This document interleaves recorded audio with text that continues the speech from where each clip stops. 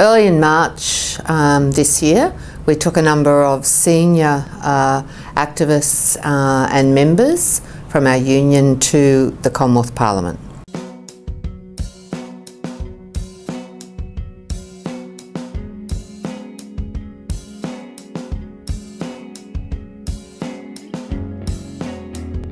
We've brought about 30 people from different universities and different states around the country.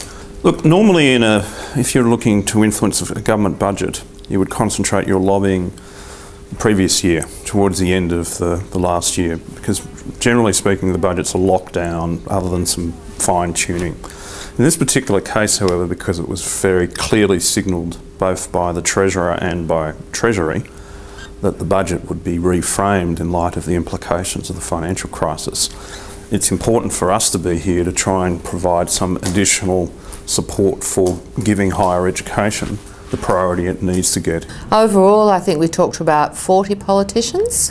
Our objective was to focus on sustaining the quality of the university, both in teaching and research. One of the new things that came directly from the union itself was a concern about workforce development and how are we to address the issues about the ageing academic workforce. It was a message that all the politicians wanted to hear. No matter where we went, there was a sense in which they knew that we were not just coming to ask for money, not just coming, you know, to want and get out the begging bowl as universities often do. In a sense, we were arguing for the public good and the public benefit. We met a few minutes ago with Gavin Marshall, Senator Gavin Marshall. Going into the meeting, I knew he had a background as a union official, but I didn't really have any expectations apart from that.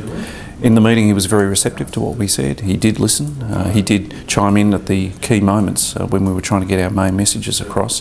And at the end, he undertook to continue the arguments that we put forward into caucus, into the debates that government has about education, really from go to woe.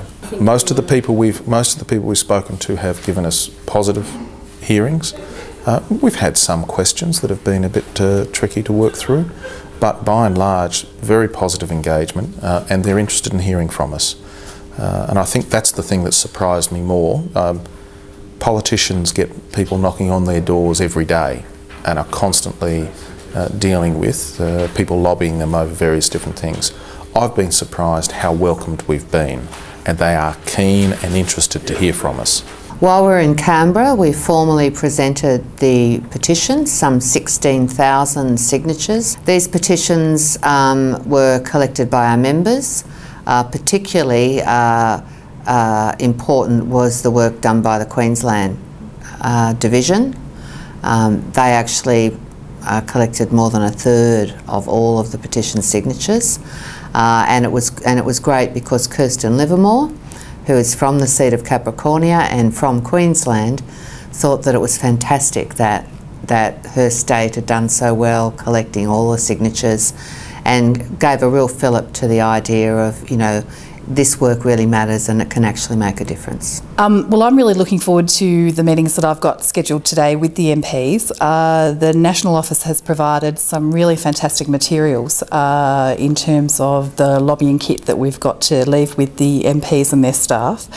We've had some great introductory sessions with speakers. Senator Trish Crossan came and spoke with us about how to actually present the material to the members.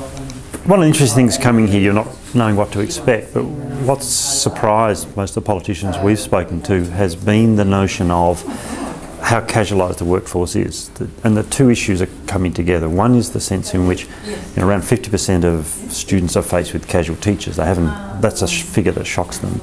Well, I wasn't really clear what the reception of the politicians would be when we got here, given that, you know, there's only so much money in the pot and we'd be coming and lobbying for extra funding for the universities, nor how keen they would be or how across the issues they would be. But it has been really pleasantly surprising to find that most of the MPs that we've spoken to are across the issues in higher education. We had a regional universities forum where we heard from David Battersby from here in Victoria. We also heard from Kirsten Livermore, who's the member for Capricornia around Central Queensland University. And we also heard from Tony Windsor, who's one of the independents in the Parliament and who is from the seat of New England, so near the 3 university towns. And it was really fantastic to have those people there and to be able to see that regional Australia has not been forgotten in terms of higher education. Well, I'm expecting just to raise the issues about Indigenous students' participation. I would really like to see that we can tie in the student participation along with the staff, increasing staff levels, because I can see that they're both intrinsically linked. Under the 15 years or so of cutbacks to higher education, that as people retired, they were filled with casuals. So I think politicians have been taken one by our workforce approach. They've been really receptive to a notion that we have a strategy that could deal with that. Because mostly Vice-Chancellors come to them and simply say, give us more money and we'll solve it. And they have first recognised now that casualisation of staff is important. Second, we actually have a strategy to deal with it. And they've been quite impressed, I think, with talking to them about that. Our evening event halfway through our lobbying exercise was held at the Australian National University, and there we heard from people outside of the university sector, but people who were very integral to the university sector, and we also heard from the President of Universities Australia, Professor Larkins from Monash University. So the forum provided an opportunity for us to share our ideas with the ACT, Australian Council of Social Services, and also to hear from a very young, still with a HECS debt, young girl who gave us a presentation about the modelling of what it means if universities don't actually receive significant increases in public funding. What we're going to see Minister Debus about is to get his support for the increase in funding, which is forecast for the budget. I thought that the meeting with him went very well.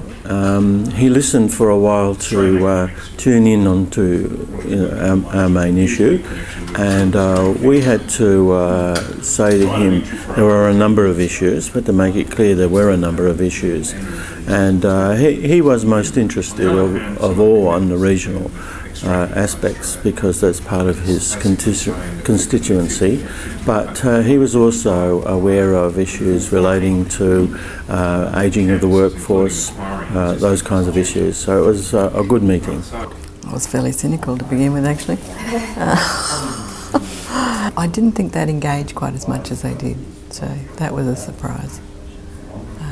And they seemed more interested. And probably more knowledgeable.